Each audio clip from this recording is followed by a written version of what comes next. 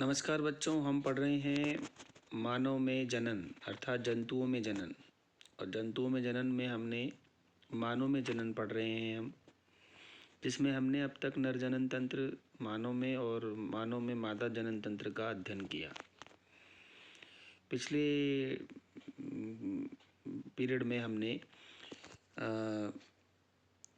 निषेचन के प्रकार यानी कि आंतरिक निषेचन और बाह्य निषेचन की बात की थी।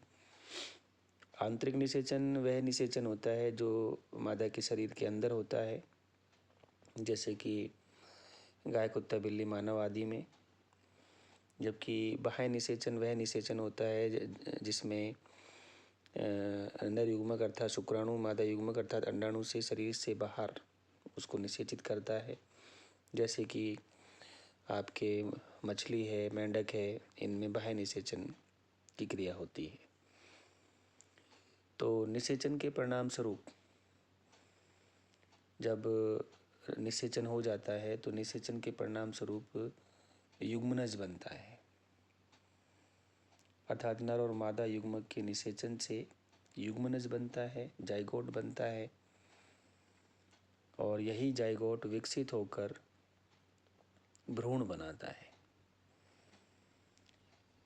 अर्थात जो युग्मनज बना वो, जैसे हम मानव की बात करें तो मानव में आंतरिक निषेचन होता है तो अंडवाहिनी के अंदर युग्मनज का निर्माण होने लगता है और ये युग्मनज धीरे धीरे विकसित होकर भ्रूण का निर्माण करता है।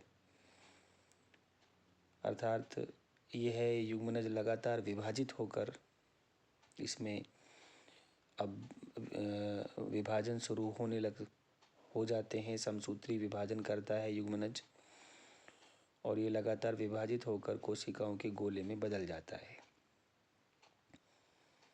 ये कोशिकाएं विभिन्न समूहों में विशिष्टीकृत हो जाती हैं तथा ऊतकों और अंगों का निर्माण करने लगती हैं। इस प्रकार विकसित होता हुआ युग्मनज, क्योंकि ये सारी क्रियाएं युग्मनज में ही हो रही हैं, तो विकसित होता हुआ युग्मनज एक संरचना का निर्माण करता है। इस संरचना को भ्रूण कहते हैं। यह भ्रूण गर्भाशय की दीवार में रोपित होकर विकसित होता रहता है, अर्थात गर्भाशय में भ्रूण का विकास होता रहता है। गर्भाशय के अंदर भ्रूण का निरंतर विकास होता रहता है। धीरे धीरे इस भ्रूण में विभिन्न शारीरिक अंग जैसे कि हाथ, पैर, सिर, आँख, कान इत्यादि विकसित होते जाते हैं और भ्रूण की वह अवस्था जिसमें सभी शारीरिक भागों की पहचान हो सके, अर्थात हाथ, पैर, सिर, आँख, नाक, कान आदि की पहचान हो सके, उस अवस्था को हम गर्भ कहते हैं। तो युग्मनज विकसित होकर भ्रूण बनाता है और भ्रूण आगे निरंतर विकसित होकर गर्भ का निर्माण करता है और जब गर्भ का विकास पूरा हो जाता है तो माँ नवजात शिशु को जन्म देती है। तो यहाँ जब तक गर्भ गर्भाशय में रहता है वह उसकी गर्भावधि कहलाती है। मानव में यह गर्भावधि लगभग 9 माह अर्थात लगभग 280 दिन की होती है और इस गर्भावधि के दौरान गर्भ का पूरी तरह से विकास हो जाता है और वह गर्भ नवजात शिशु में बदल जाता है, जिसको माँ उस नवजात शिशु को जन्म देती है।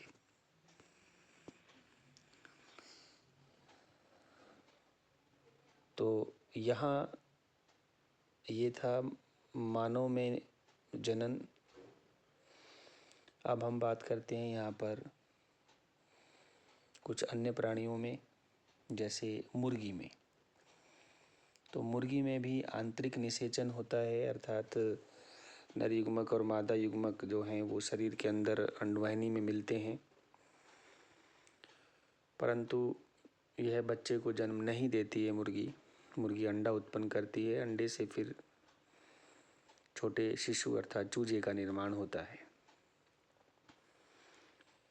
मुर्गी में क्या होता है, मुर्गी में निषेचन के बाद युग्मनज लगातार विभाजित होता रहता है और अंडवाहिनी में नीचे की ओर बढ़ता रहता है। इसके नीचे बढ़ने के साथ साथ इस पर सुरक्षित परत अर्थात जो अंडे के ऊपर परत होती है, कवच होता है उसका, वो चढ़ती जाती है।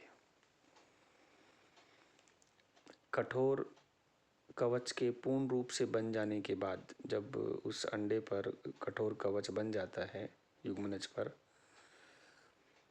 तो वो बन जाने के बाद मुर्गी अंडे का निर्मोचन करती है, अर्थात वह उस अंडे को रिलीज करती है, मुक्त करती है, वह उसे निर्मोचित करती है। मुर्गी के अंडे को चूजा बनने में लगभग 3 सप्ताह का समय लगता है। इस दौरान मुर्गी अंडे को ऊष्मायन अर्थात अंडे के ऊपर बैठती है, अपने शरीर की ऊष्मा देती है। अपने शरीर की ऊष्मा देने के लिए मुर्गी को अंडों पर बैठना होता है। अंडे के अंदर चूजे का विकास इसी अवधि में अर्थात 3 सप्ताह का जो समय है, इसी अवधि में होता है। जब ऊष्मायन पीरियड चल रहा होता है उस समय अंडे के अंदर चूजे का निर्माण होता है, उसका विकास होता है। चूजे के पूर्ण रूप से विकसित होने के बाद, कवच के प्रस्फुटन के बाद, जब चूजा पूर्ण रूप से विकसित हो जाता है तो उसका कवच, उस अंडे का जो घोल है, वाइट कलर का जो घोल होता है, वो प्रस्फुटित हो जाता है, अर्थात वो फट जाता है या उसमें तरेड़ चल जाती है, तिड़क जाता है वो, और उसके बाद चूजा बाहर आ जाता है।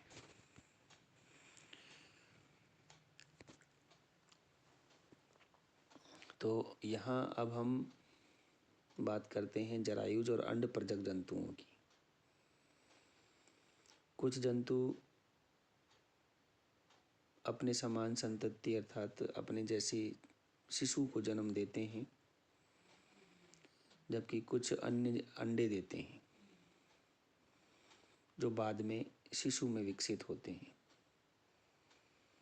तो वह जंतु जो सीधे ही शिशु को जन्म देते हैं वो जरायुज जंतु अर्थात विविपेरस जंतु कहलाते हैं। जैसे मनुष्य, हाथी, बाघ आदि ये जरायुज होते हैं, अर्थात ये सीधे ही इनकी मादाएं शिशु को जन्म देती हैं।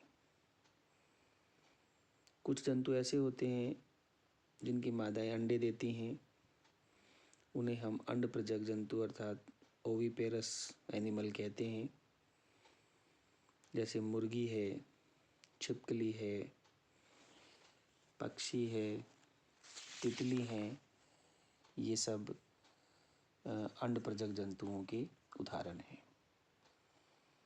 अब हम यहाँ अगले पीरियड में, नेक्स्ट पीरियड में शिशु से वयस्क का निर्माण किस प्रकार से होता है, उस क्रिया को यहाँ पर हम पढ़ेंगे। और उसके बाद जंतुओं में अलैंगिक जनन की क्रिया किस प्रकार से संपन्न होती है, उसके भी कुछ उदाहरण, जैसे कि अमीबा में और हाइड्रा में अलैंगिक जनन किस प्रकार से होता है, उसको भी हम यहाँ पर उदाहरणों के द्वारा यहाँ नेक्स्ट कालांश में उसको हम समझेंगे। धन्यवाद।